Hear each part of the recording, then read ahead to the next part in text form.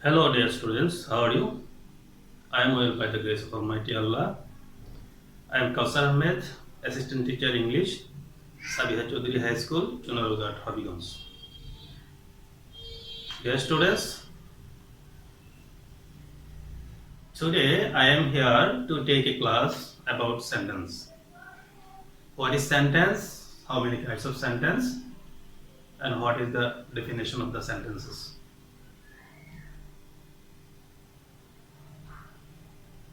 What is sentence?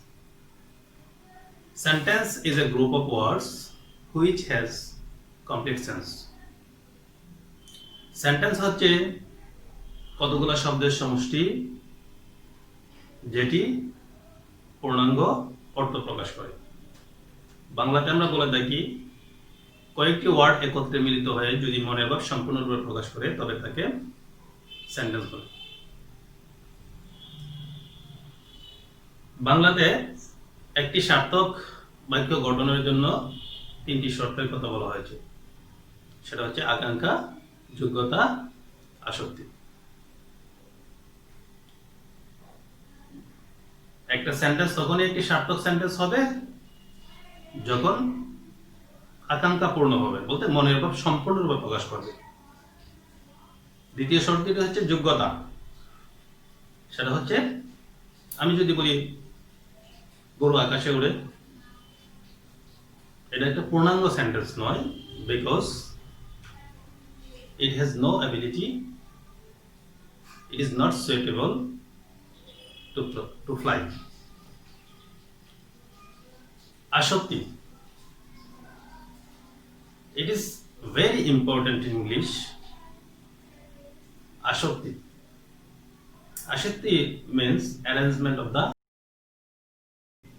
ইংলিশে একটি sentence কে সার্থক সেন্টেন্স তখনই বলা যাবে গ্রুপ অফ ওয়ার্ড থাকবে, অ্যারেঞ্জমেন্ট অফ দ্য ওয়ার্ড থাকবে, অ্যান্ড কমপ্লিট সেন্স থাকবে। ইংলিশে অ্যারেঞ্জমেন্ট অফ দ্য ওয়ার্ডের উপর অনেক কিছু ডিপেন্ড করে। এটা হয়ে যেতে পারে অ্যারেঞ্জমেন্ট অফ দ্য ওয়ার্ডের জন্য একটা অ্যাসার্টিভ সেন্টেন্স, অ্যারেঞ্জমেন্ট অফ ওয়ার্ডের কারণে সেটা হয়ে যায় ইম্পারেটিভ সেন্টেন্স, সেটা হয়ে যায় ইন্টারোগেটিভ সেন্টেন্স, অথবা অবজেক্টিভ সেন্টেন্স, অথবা এক্সক্লেমেটরি সেন্টেন্স। বাংলাতে হয়তো আমরা অর্থের সেন্স দেখে আমরা ধরতে পারি এটা কোন ধরনের সেন্টেন্স, কিন্তু ইংলিশে এই সেন্টেন্সগুলোকে আলাদা করার টেকনিক হচ্ছে স্ট্রাকচার। তাহলে সেন্টেন্স গঠন করার জন্য আমাদের যে জিনিসটা বেশি প্রয়োজন সেটা হচ্ছে এ গ্রুপ অফ ওয়ার্ড।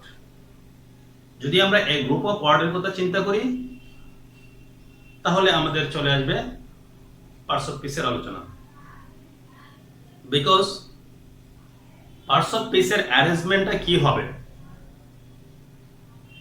সেটা অত্যন্ত গুরুত্বপূর্ণ বিষয়। তাহলে at first we have to know the parts of speech. আমরা যদি একটি ওয়ার্ড দেখি তার পার্টস অফ স্পিচ ধরতে না পারি তাহলে আমরা কিভাবে এটা অ্যারেঞ্জমেন্ট করব? কারণ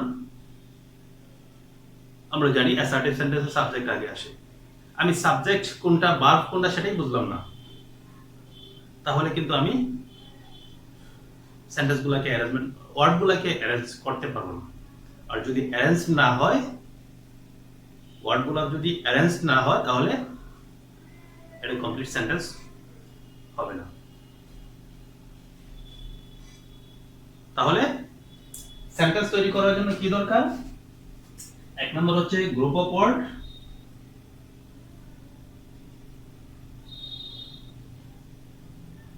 গ্রুপ অফ ওয়ার্ডস। দুই নম্বর হচ্ছে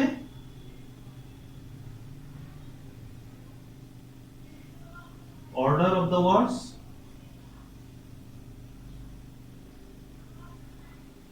তিন নম্বর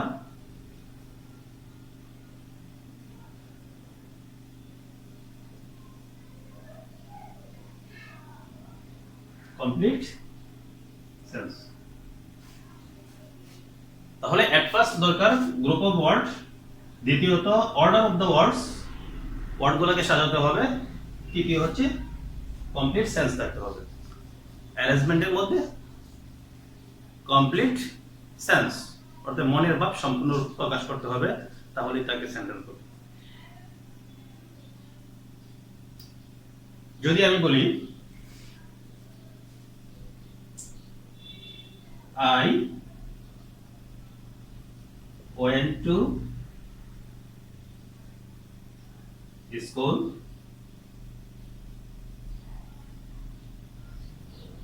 yesterday, আমি গতকাল স্কুলে গিয়েছিলাম। এখানে একটি প্রোনাউন, একটি ভার্ব, একটি প্রিপজিশন, একটি এই ওয়ার্ডগুলো মিলে একটি সেন্টেন্স হয়েছে। এখন যদি আমরা ওয়েন্ট কে আগে নিয়ে আসি, টু কে পরে নেই, তারপরে স্কুল কে আগে নিয়ে আসি, বলতে সেন্টেন্স ওয়ার্ডগুলোকে যদি এলোমেলো করি তাহলে কিন্তু এটা সেন্টেন্স হবে না, কারণ এটার অ্যারেঞ্জমেন্ট নষ্ট হয়ে যাবে। সেন্টেন্সের অ্যারেঞ্জমেন্টের কারণে আমরা সেন্টেন্সের প্রকারগুলোকে আলাদা করতে পারি। তাহলে how many kinds of sentence? Sentences are of 5 kinds: assertive sentence, interrogative sentence, imperative sentence, objective sentence, exclamatory sentence. যখন কতগুলো ওয়ার্ড একত্রে মিলিত হয়ে মনের ভাব প্রকাশ করবে তখন সেটা সেন্টেন্স হবে, কিন্তু মনের ভাব প্রকাশ করা অনেকগুলো ওয়ে আছে। এখানে প্রাথমিক অবস্থা 5টা ওয়ে, সেটা হচ্ছে assertive, interrogative, imperative, objective, exclamatory. তাহলে অ্যাসার্টিভ সেন্টেন্স কাকে বলে? যেই সেন্টেন্স কোন সংবাদ প্রদান করে সেটাকে অ্যাসার্টিভ সেন্টেন্স বলে। Assertive sentence is a sentence which make statement. Sentence হচ্ছে এমন একটি সেন্টেন্স যেটি দ্বারা কোনো বিবৃতি বা সংবাদ প্রদান করা হয়। সেই বিবৃতিটা হতে পারে হাবোধক অথবা নাবোধক। তাহলে বাংলাতে আমরা কিভাবে চিনবো এটা অ্যাসার্টিভ সেন্টেন্স কিনা? বাংলাতে আমি একটা সহজ টেকনিক বলে দিচ্ছি।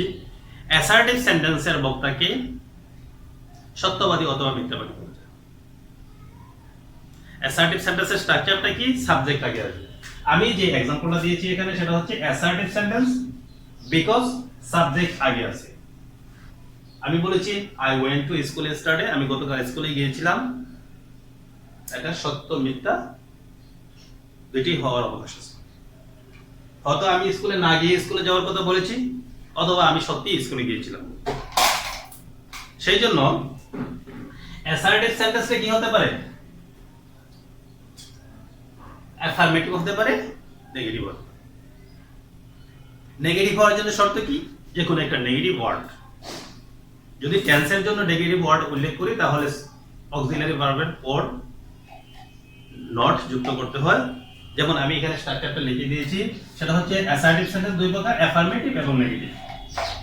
যদি সেন্টেন্সটি অ্যাফার্মেটিভ হয় তাহলে সাবজেক্ট আগে আসবে, তারপরে প্রিন্সিপাল ভার্ব আসবে। আর যদি সাবজেক্টটি নেগেটিভ হয়, যদি সেন্টেন্সটি নেগেটিভ হয় সাবজেক্ট আসবে, তারপরে অক্সিলারি ভার্ব আসবে, তারপরে নট আসবে, তারপরে মেইন ভার্ব আসবে। অক্সিলারি ভার্ব টেন্স অনুযায়ী আসবে। এখানে মেইন ভার্বটাও টেন্স অনুযায়ী 12টা টেন্সের যে কোনো একটা হতে পারে। অ্যাক্টিভ ভয়েসও হতে পারে, প্যাসিভ ভয়েসও হতে পারে। Then come to know about interrogative sentence. What is interrogative sentence?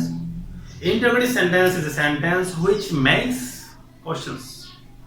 Interrogative sentence হচ্ছে এমন একটি সেন্টেন্স যেটি প্রশ্ন তৈরি করে। The speaker want to know something. বক্তা কোনো কিছু জানতে চায়। তাহলে ইন্টারোগেটিভ সেন্টেন্স এমন একটি সেন্টেন্স যে সেন্টেন্সের মাধ্যমে বক্তা কোনো কিছু জানতে চায়। ইন্টারোগেটিভ সেন্টেন্সের স্ট্রাকচারটা হচ্ছে auxiliary verb plus subject plus main verb, question mark. Interrogative সেন্টেন্সটা দুই প্রকার হতে পারে। একটা হচ্ছে অনলি ইন্টারোগেটিভ, শুধু প্রশ্ন জিজ্ঞেস করা হয়, আর একটা হচ্ছে নেগেটিভ ইন্টারোগেটিভ, প্রশ্ন জিজ্ঞেস করার সাথে সাথে এটা নট যুক্ত থাকে। যেমন did you go to school, তুমি কি স্কুলে গিয়েছিলে, অথবা didn't you go to school, তুমি কি স্কুলে গিয়েছিলে। Imperative sentence. Imperative sentence is a sentence which makes command or requests. Interrogative sentence এমন একটি সেন্টেন্স যেটি কমান্ড আদেশ দেয় অথবা রিকোয়েস্ট অনুরোধ তৈরি করে। তাহলে ইন্টারোগেটিভ সেন্টেন্সের স্ট্রাকচারটা কি? সরাসরি প্রেজেন্ট ফর্ম ভার্বের প্রেজেন্ট ফর্ম বলতে B1 plus object plus sentence যদি বড় হয় আর এক্সটেনশন থাকবে। তাহলে যেমন ডু দা ওয়ার্ক, কাজটি করো, ডু দা ওয়ার্ক, কাজটি করো। অথবা আমরা বলতে পারি যদি নিষেধ করি তাহলে ডোন্ট ডু দা ওয়ার্ক, কাজটি করো না। Then optative sentence. What is optative sentence? Optative sentence is a sentence which makes prayer or wishes or expresses desire অথবা desire প্রকাশ করে। তাহলে optative sentence এমন একটি সেন্টেন্স যেটি ইচ্ছা, আকাঙ্ক্ষা, প্রার্থনা প্রকাশ করে। optative sentence এর স্ট্রাকচার ভিন্ন রকম আছে। আমি শুধু may plus subject plus verb plus object. For example, may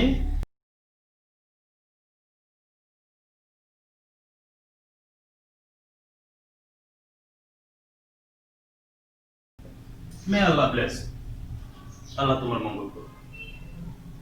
এটা প্রার্থনা করা হয়েছে। Exclamatory sentence. What is exclamatory sentence? Exclamatory sentence is a sentence which expresses strong feelings. Exclamatory sentence এমন একটি সেন্টেন্স যেটি স্ট্রং ফিলিংস প্রকাশ করে, একটি শক্তিশালী আবেগ বা উচ্ছ্বাস প্রকাশ করে।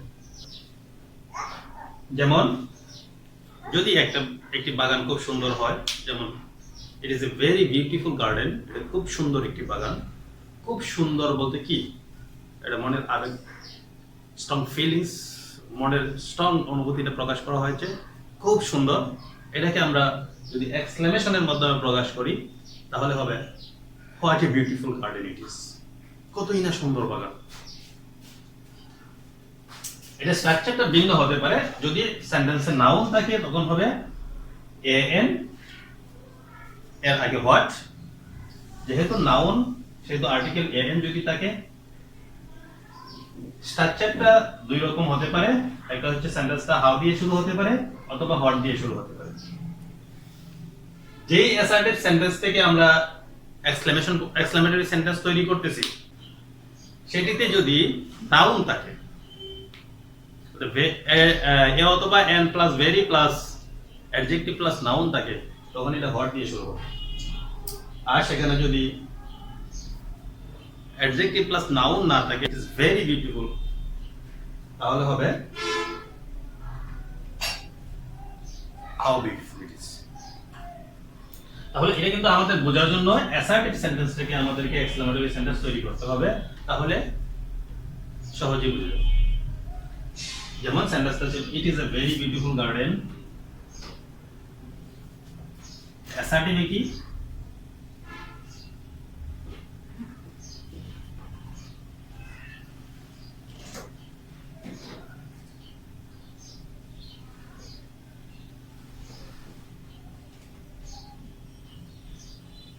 It is a very beautiful garden.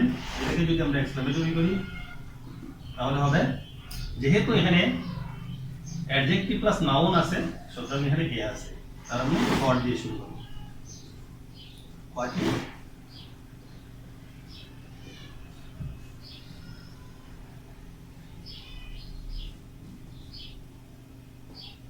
What a beautiful garden it is. এটা কতই না সুন্দর হবে। और যদি আমরা অ্যাসার্টিভ সেন্টেন্সে শুধু থাকে it is very beautiful, তাহলে এক্সক্লেমেটরি সেন্টেন্স হবে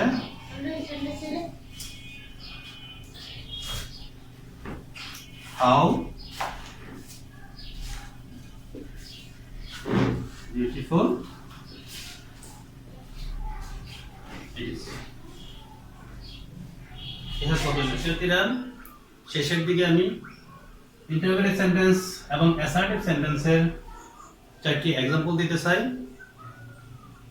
টেন্সের উপর ভিত্তি করে। তাহলে তোমরা সহজেই অ্যাসার্টিভ সেন্টেন্স এবং ইন্টারোগেটিভ সেন্টেন্সের एग्जांपल গুলো মনে রাখতে পারবে। যেমন আমরা টেন্স শেখার সময় কি পড়ি? I do. কি পড়ি? আই ডু, আমি করি। পাস্ট ইনডিফিনিটের জন্য আই ডিড, আমি করেছিলাম। তাহলে I do present indefinite, I did past indefinite. তো এই প্রেজেন্ট ইনডিফিনিট এবং পাস্ট ইনডিফিনিটের যে एग्जांपल গুলো আমরা শিখি, এটা কোন ধরনের সেন্টেন্স? এটা হচ্ছে অ্যাসার্টিভ সেন্টেন্স, এবং অ্যাসার্টিভ সেন্টেন্স দুই প্রকার, অ্যাফার্মেটিভ সেন্টেন্স, নেগেটিভ সেন্টেন্স। এখন আমরা দেখব খুব সহজে কিভাবে এই প্রতিটা টেন্স থেকে অ্যাফার্মেটিভ, নেগেটিভ, ইন্টারোগেটিভ উদাহরণগুলো কভারেজ করতে পারি। আচ্ছা, আই ডু, আমি করি, এটা কোন ধরনের সেন্টেন্স? Affirmative sentence. নেগেটিভে কি হবে? আই ডোন্ট ডু, আমি করি না। ইন্টারোগেটিভে কি হবে? ডু আই ডু, আমি কি করি। নেগেটিভ ইন্টারোগেটিভে কি হবে? নেগেটিভ ইন্টারোগেটিভ হবে ডোন্ট আই ডু, আমি কি করি না। এভাবে পাস্ট ইনডিফিনিট আমরা বলবো আই ডিড, আমি করেছিলাম। আই ডিডন্ট ডু, আমি করেছিলাম না। ডিড আই ডু, আমি কি করেছিলাম? ডিডন্ট আই ডু, আমি কি করেছিলাম না। তাহলে অ্যাসার্টিভ সেন্টেন্সের স্ট্রাকচারটা সাবজেক্ট প্লাস ভার্ব, যেহেতু এটা প্রেজেন্ট ইনডিফিনিট টেন্স, সুতরাং সাবজেক্ট প্লাস V1। আর নেগেটিভের জন্য হচ্ছে সাবজেক্ট প্লাস ডু অথবা ডাজ অক্সিলারি হিসেবে নিতে হয়, plus not plus main verb. তাহলে আই ডোন্ট ডু, আমি করি না। ইন্টারোগেটিভ সেন্টেন্সের জন্য প্রেজেন্ট ইনডিফিনিটে ডু অথবা ডাজ অক্সিলারি হিসেবে নিতে হয়, তারপরে সাবজেক্ট, তারপরে ভার্ব। তাহলে ডু আই ডু, আমি কি করি। নেগেটিভ ইন্টারোগেটিভের জন্য ডোন্ট অথবা ডাজন্ট আগে নিতে হয়, তারপর হচ্ছে সাবজেক্ট প্লাস V1। তাহলে ডোন্ট আই ডু, আমি কি করি না। পাস্ট ইনডিফিনিটের জন্য আই ডিড, আমি করেছিলাম। আই ডিডন্ট ডু, আমি করেছিলাম না। এখানে ডিড অক্সিলারি হিসেবে নেওয়া হয়েছে পাস্ট ইনডিফিনিটের জন্য, মেইন ভার্ব হচ্ছে ডু। ডিড আই ডু, আমি কি করেছিলাম, অক্সিলারি হচ্ছে ডিড। আর ডিডন্ট আই ডু, আমি কি করেছিলাম না। ডিডন্ট আই ডু, আমি কি করেছিলাম না। এভাবে আমরা অ্যাফার্মেটিভ, নেগেটিভ ইন্টারোগেটিভ সেন্টেন্সগুলো মনে রাখতে। আমরা আরেকটা টেন্স দেখতেছি, সেটা হচ্ছে আই হ্যাভ ডান, আমি করিয়েছি। কোন টেন্সে আছে? Present perfect tense. তাহলে এটা নেগেটিভ কি হবে? আই হ্যাভন্ট ডান, আমি করি নাই। ইন্টারোগেটিভ কি হবে? হ্যাভ আই ডান, আমি কি করিয়াছি। নেগেটিভ ইন্টারোগেটিভ হবে হ্যাভেন্ট আই ডান, আমি কি করি নাই। তাহলে প্রত্যেকটা টেন্সের ক্ষেত্রে আমরা অ্যাফার্মেটিভ, নেগেটিভ ইন্টারোগেটিভ এগুলা এভাবে শিখতে পারি। সেন্টেন্সের ক্ষেত্রে আরেকটা গুরুত্বপূর্ণ বিষয় হচ্ছে, যেটা আমি আলোচনা করি নাই, সেটা হচ্ছে আমরা এই एग्जांपल দেওয়ার সময় যে সাবজেক্ট বলতেছি, প্রত্যেকটা সেন্টেন্সের সাবজেক্ট, তার মানে সাবজেক্ট এবং প্রেডিকেট। সেন্টেন্সের দুটি অংশ, খুব গুরুত্বপূর্ণ অংশ। সাবজেক্ট এবং প্রেডিকেট যদি আমরা আলাদা করতে পারি, আমি আরো স্পেসিফিক্যালি বলতে চাই, সেটা হচ্ছে আমরা যদি সাবজেক্ট প্লাস ভার্ব আলাদা করতে পারি, তাহলে ইংলিশ বড় বড় সেন্টেন্সগুলো আমরা অনুবাদ করতে পারবো এবং বড় বড় সেন্টেন্সগুলো বুঝে অর্থ তুলতে পারবো। তো সবাইকে বাসায় থেকে পড়াশোনা করার জন্য অনুরোধ জানিয়ে আমি আমার ক্লাসটি এখানে শেষ করছি। আল্লাহ হাফেজ।